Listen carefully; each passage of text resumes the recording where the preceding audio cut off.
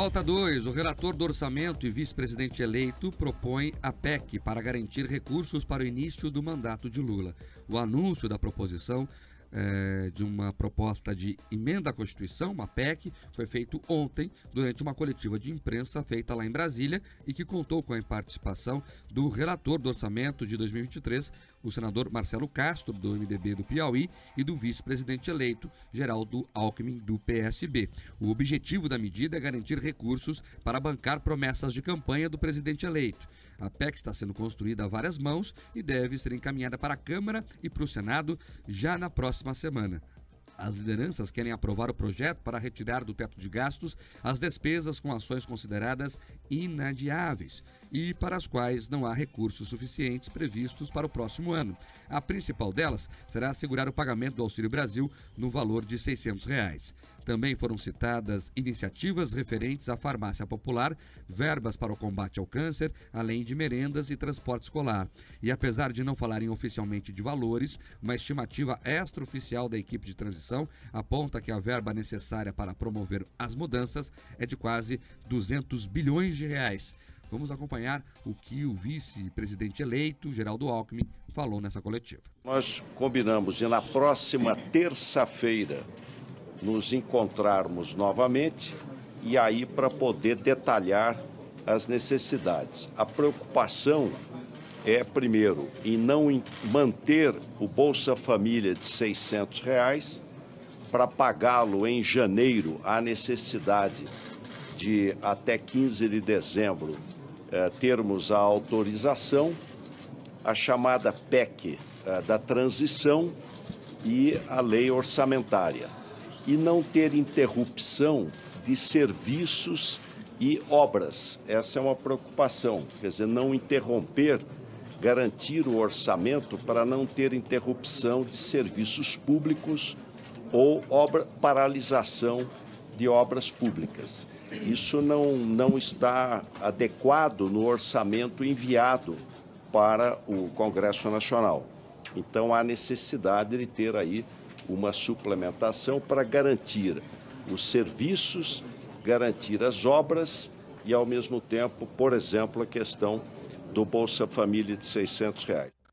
Também ontem, Geraldo Alckmin se reuniu rapidamente com o presidente Jair Bolsonaro. O encontro foi promovido pelo chefe de gabinete do atual chefe do Poder Executivo, Pedro César Nunes. Segundo o vice de Lula, o clima da conversa foi considerado amistoso.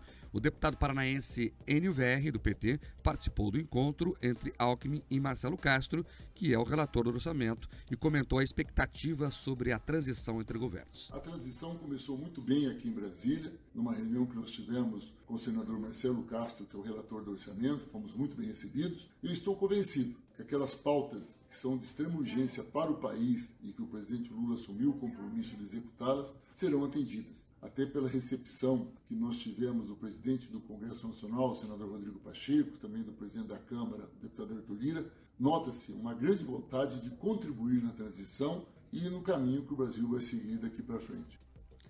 O gabinete de transição do governo Jair Bolsonaro para a gestão do presidente eleito, Luiz Inácio Lula da Silva, vai começar a funcionar oficialmente a partir da próxima segunda-feira, com sede lá no Centro Cultural do Banco do Brasil, o CCBB, em Brasília. Então, o governo Lula começa a dar seus primeiros passos e a primeira missão do governo Lula é conseguir dinheiro para bancar as propostas que ele fez na campanha, as promessas de campanha. E você veja que não havia dinheiro, estão inventando agora como conseguir dinheiro. E aí, isso é importante porque mostra como a esquerda entende pouco ou quase nada de economia.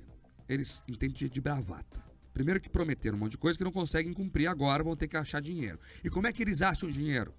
Endividando o país, furando o teto de gastos. Qual é a consequência disso, real, lá na ponta?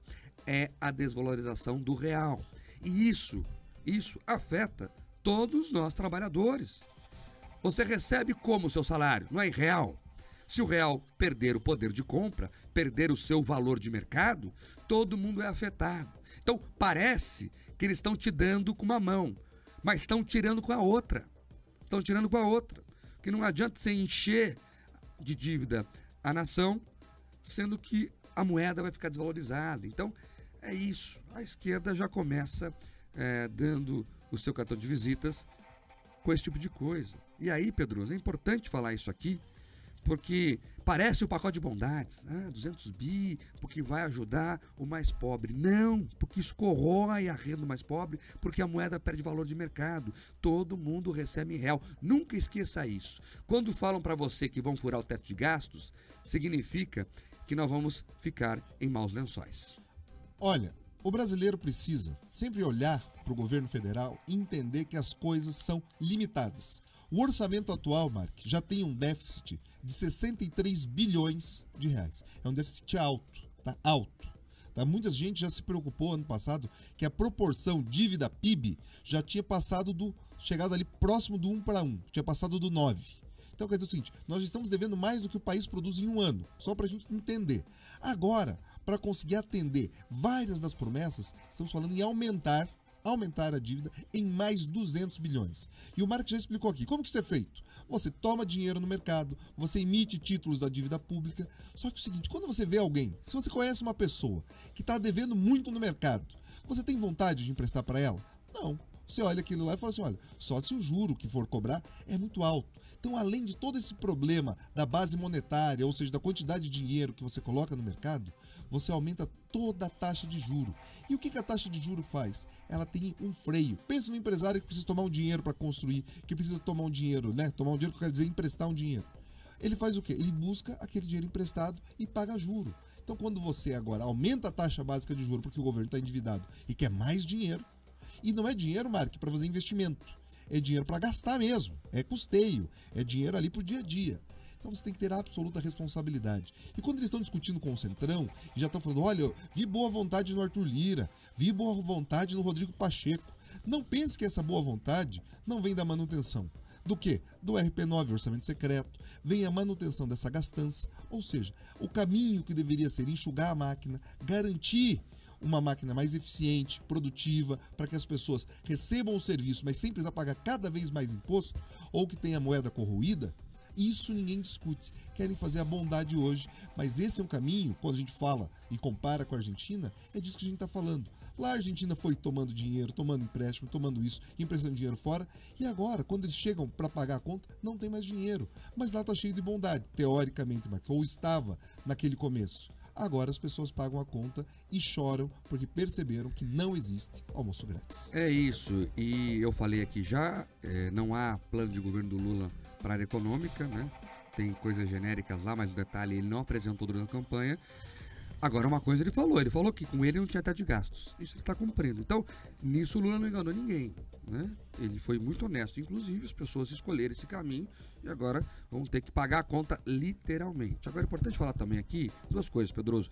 Estão falando aí que o governo do PT vai taxar o Pix. Isso é fake, não é verdade, ele não está confirmado, né? Eles não apresentaram essa proposta, importante restabelecer a verdade aqui.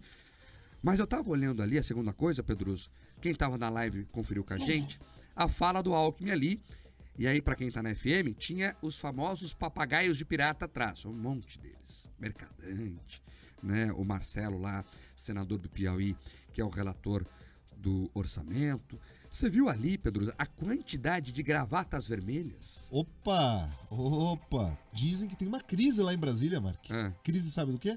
As lojas não têm mais gravata vermelha praticamente para vender. Tá um grau de adesão ao novo governo que tá impressionante. Você já viu o relator do orçamento que era do MDB, que não tava lá junto. Gravatona vermelha. Opa, amigo! O Geraldo Alckmin, pelo visto, não encontrou nem a vermelha, colocou aquele tomzinho salmão, mas assim, firme e forte. Né? Picolé chuchu. Exatamente. Olha, impressionante, né? E sabe quem paga toda essa boa vontade do parlamento e tudo mais? É o povo brasileiro com o nosso dinheiro. Porque o governo não produz nada. Então, até as bondades, as concessões ao Congresso, o dinheiro ali, as emendas, saem sempre do coro de quem? Do coro do trabalhador.